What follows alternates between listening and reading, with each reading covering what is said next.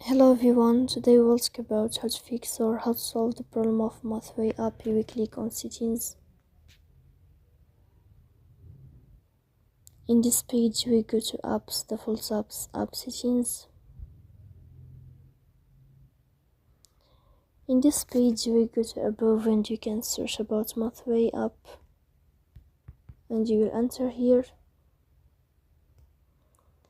Then this page of app info, you will click on first stop and you will click OK. Here we'll enter to the window of storage. Then we click on clear cache. But pay attention, don't click clear data because that can delete your account. In the end, you can turn off your phone and you can turn on your phone again. So please don't forget to support us by like and subscribe. See you next time.